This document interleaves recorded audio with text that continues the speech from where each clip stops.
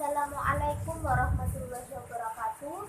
Perkenalkan, nama saya Latifatul Amaliyah dari program studi S1 Farmasi Ilmu Kesehatan Universitas Harapan Bangsa Purwokerto. Di sini saya akan menjelaskan mengenai farmakoterapi penyakit epilepsi dan Parkinson. Sebelumnya ada yang sudah tahu apa itu epilepsi?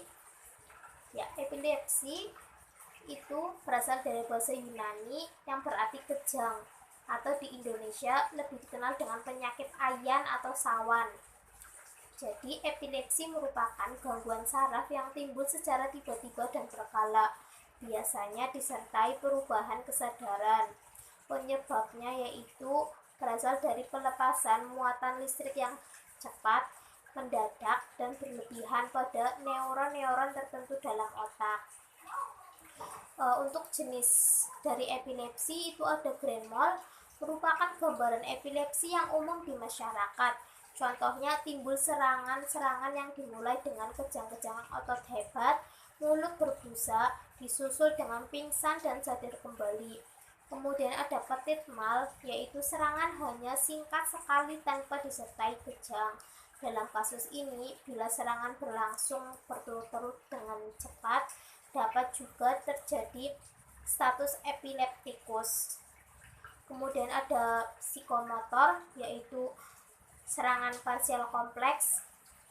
Kesadaran terganggu hanya sebagian tanpa hilangnya ingatan dengan memperlihatkan perilaku otomatis seperti gerakan menelan atau berjalan dalam lingkaran.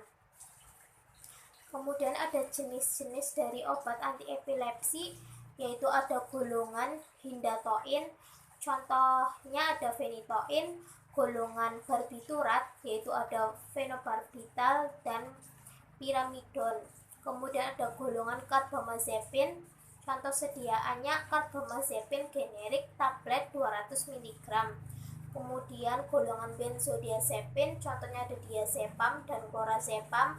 Kemudian golongan asam valproat, ada sediaan Depakote tablet 250 mg. Yang terakhir ada golongan suksinimida, contohnya etosuksinimida. Apa sih tujuan terapi? Tujuan terapinya yaitu untuk menghindari